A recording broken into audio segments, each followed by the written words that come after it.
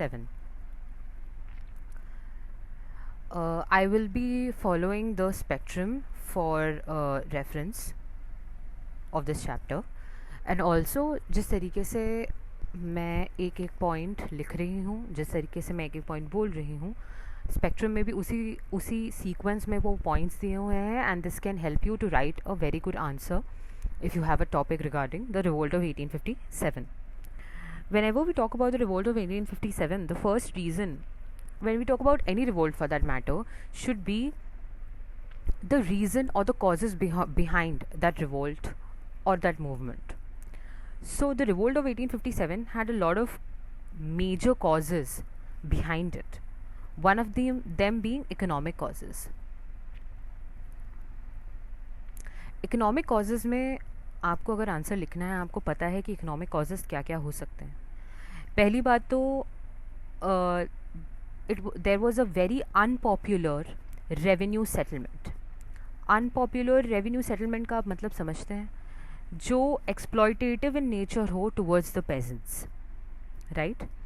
तो इस वजह से क्या हुआ होगा, अगर if there is unpopular revenue settlement, there are high taxation, then इसका ऑब्वियसली लॉजिकल कॉन्सिक्वेंस ये है कि the peasants would have to rely on money lenders, right.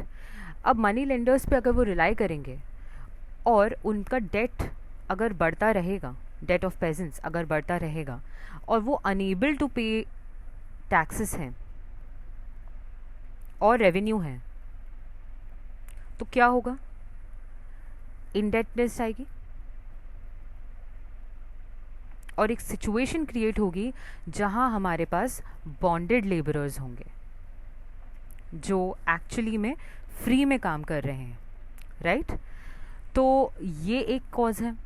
दूसरा कॉज क्या हो सकता है कि जो ओल्डर सिस्टम ऑफ ज़मींदारी है वो पूरी तरीके से डिसइंटीग्रेट हो गई.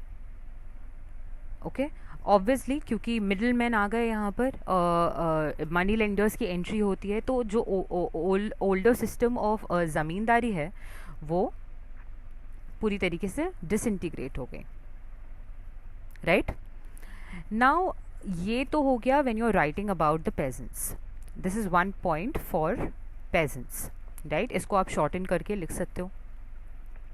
सेकेंड विल बी 1.1, 1.2 कर लेते हैं. This was 1.1 for that matter. 1.2 क्या होगा, फॉर आर्टिसंस. आर्टिसंस के साथ क्या हुआ होगा, ऑब्वियसली मिजरी उनकी बड़ी है, हैंडीक्राफ्ट्स इंडस्ट्री में मिजरी बड़ी होगी. वाई, क्योंकि जो ब्रिटिशर्स थे, what did they do, they discouraged Indian handicrafts. Okay, Indian handicrafts को उन्होंने डिस्करेज किया. कैसे किया, जो इनकमिंग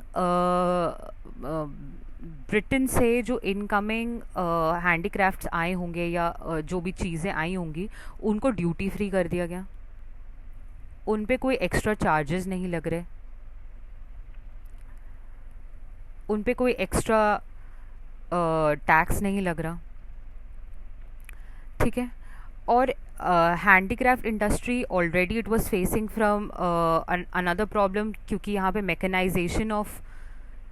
मैकेनाइजेशन होने वाला है, तो ऑब्वियसली जल्दी जल्दी there will be more production.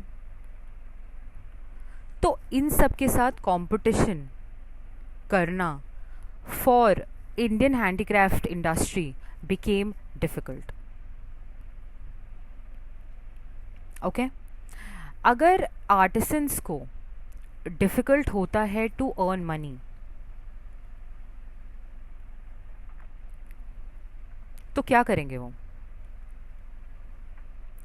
They will obviously move towards what, they will move towards agriculture. यही होगा ना लॉजिकल कॉन्सिक्वेंस. लॉजिकल कॉन्सिक्वेंस ये हुआ कि आर्टिसंस को टफ हो रहा है अब टू अर्न मनी, हैंडीक्राफ्ट्स को तुमने क्रश कर दिया है, तो obviously they will have to move towards agriculture, right.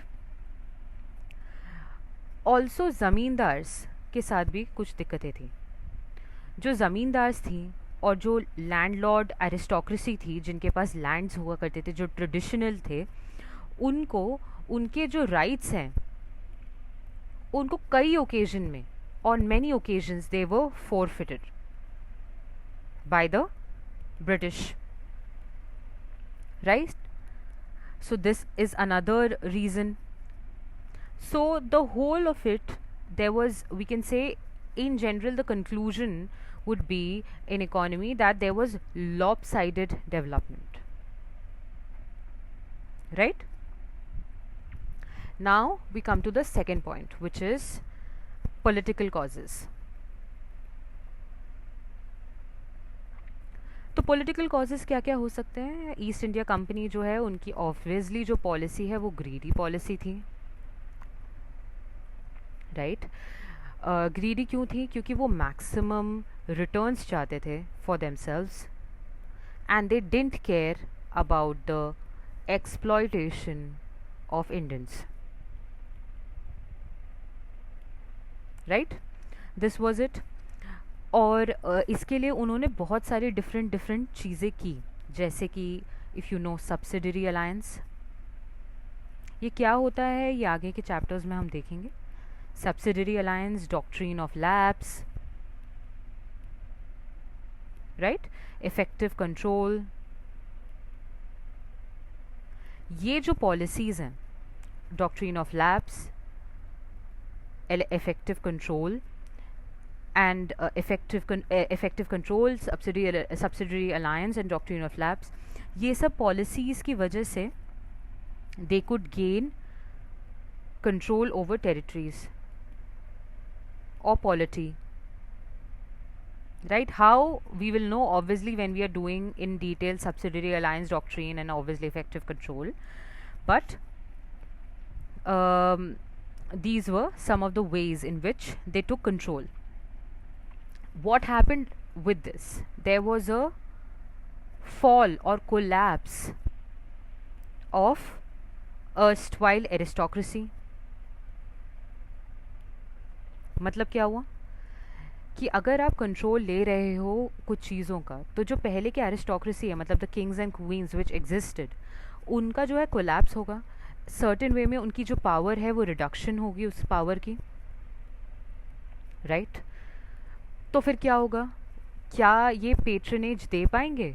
जो पहले ये ट्रेडर्स और आर्टिसंस और बाकी लोगों को ये patronage, sorry not traders but artisans को ये जो पेट्रनेज दे पा रहे थे, क्या अब ये किंग्स एंड क्वींस पेट्रनेज दे पाएंगे? ऑब्वियसली नहीं. इनका खुद का कोलैप्स हो रहा था, तो पेट्रनेज जो है फ्रॉम द ट्रेडिशनल आर्टिसंस ये हटने लग गई, और फिर ज़्यादा crumbling of artisans took place, right? Another reason that we can write is socio-religious causes, right? Socio-religious causes में क्या होगा? Obviously, there were Christian missionaries that came during that time, right? And Indians looked at them with suspicion. Obviously बात है, एक society है जिस पे आप उस पर सिस्टमेटिकली कंट्रोल लेने की कोशिश कर रहे हैं by your different policies, your political policies. आप उसका इकोनॉमी क्रम्बल कर रहे हैं, और फिर then there is entry of, there is already so much discrimination. There is a white supremacy which is existing. There are racist, the imperialists are being racists. And then if there are Christian missionaries or other missionaries that enter, then obviously the Indians will look at them with suspicion कि ये obviously there is maybe their motive is conversion, which we will see in the previous chapters. When we do those chapters, we see how the Portuguese wanted to convert Akbar and others. So this is one of the reason. Second is the government's decision to tax mosques and temples. ये another reason था obviously, ठीक है. There was also certain acts जैसे कि religious disability act. अब ये आपको पता हो या ना पता हो, मैं आपको प्री के लिए पता हो तो इट इज़ बेटर कि इसमें क्या हुआ था, रिलीजियस डिसेबिलिटी एक्ट ऑफ 1856 में, कि ये हिंदू कस्टम्स को मॉडिफाई करता था. For instance, if a person, if a child, if a son changes his religion, he is still entitled to the property of the father. So in a way this was also seen as a facilitator of conversion. तो Religious Disability Act of 1856, tax on mosques and temple lands, Christian missionaries coming to our country. These were all the socio-religious reasons. Some of the socio-religious reasons. Another fact was कि though there were socio reforms, जैसे कि सती प्रथा के against, but at that time जब कोई भी reform within the society खुद society से आती है तो वो मोर एक्सेप्टेबल होती है. But when it is coming from outside, जब इम्पीरियलिस्ट उसको तुम पर फोर्स डाउन कर रहे हैं, तो it is not seen as a reform, it's actually seen as an interference. Right? Reform should be always, it should be inspired, it can be inspired from somewhere else, but it should come from within, right? Then only it is accepted. But when it is forced down by acts, it is certainly seen as interference to already existing customs and conditions, right? So these are some of the socio-religious reasons. Uske baad we see that there was influence from outside. आप आगे भी when we are going to study the CDM and other movements, we see NCM, CDM के वक्त बाहर क्या चल रहा था, बाहर के देशों में क्या चल रहा था, that also impacted our being as a nation. कि when there was French Revolution or when there was other things going on, you also see in the constitution, right? We have been inspired by other constitutions of the world. So obviously, if there are Asian nations fighting for their rights, or if there are other nations fighting against imperialism, if there is Japan coming up, as a strong nation in terms of development, then that is all an inspiring story for the rest of the nations, right? तो यहाँ पे भी influence of outside events हम देखेंगे. तो 1857 के वक्त जो coincide हुई हैं influence situations of outside, तो वो है Afghan Wars, Punjab Wars, Crimean Wars. जब आप आंसर लिखेंगे तो आप ये 3 वॉर्स का मेंशन ज़रूर करेंगे, that is Afghan, Punjab and Crimean. ये आपके बुक में भी दिया हुआ है, राइट? इन तीनों वॉर्स में ऐसा क्या था जो इंस्पायर किया लोगों को, कि जो पहले ब्रिटिश है उसको बहुत ही एक स्ट्रॉन्ग फोर्स माना जाता था. After these Wars British was seen to be not so strong and they could be defeated.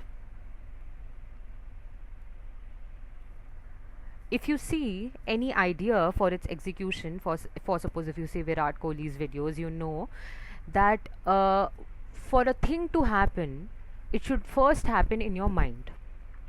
If you have to defeat someone on the ground, you should first defeat them in your mind while you're practicing, while you're doing other things. तो obviously एक psychological impact जो है यहाँ पे, when you see other wars and you see that the British is not that strong, obviously you see that there is scope to win, that they could be defeated, right? These are some of the reasons. एक और एक छोटा सा reason जो आप political के साथ ही दे सकते हैं, उसको आप बोल सकते हैं administrative reasons, causes, right? There was rampant corruption. जो छोटे मोटे ऑफिसर्स हैं वो दस्तख्त का मिसयूज़ करते थे. दस्तख्त क्या होते हैं वो हम देखेंगे, मतलब ट्रेड करने के लिए जो दस्तक मिलते थे ईस्ट इंडिया कंपनी को, उसका मिसयूज़ ईस्ट इंडिया कंपनी के ही officers individually for the individual benefits करते थे, राइट? तो इंडिया की जो लेगेसी है वो पूरी इसके खिलाफ थी, जो भी हो रहा था उसके खिलाफ थी. So these were some of the reasons. One of इसके बाद जो सबसे इम्पॉर्टेंट रीज़न है वो हम नेक्स्ट वीडियो में करेंगे, क्योंकि उसके बाद we have a logical string of events that happened. So the next thing that we are going to do in the next video will be discontent among sepoys. We'll start with this. Please study nicely and make notes of these. Very short notes. I think a single paper would do would suffice for these notes. For your prelims, just remember certain things which are given, like Religious Disability Act. You should obviously know the concepts for your mains as well as your prelims, but छोटी मोटी चीज़ें आप लिख सकते हैं कि क्या हुआ था. अगर आपका कॉन्सेप्ट एक बार क्लियर होगा तो it is very easy to solve questions of this chapter. At least I assure you. So thank you for watching, and yes, please like, share and subscribe.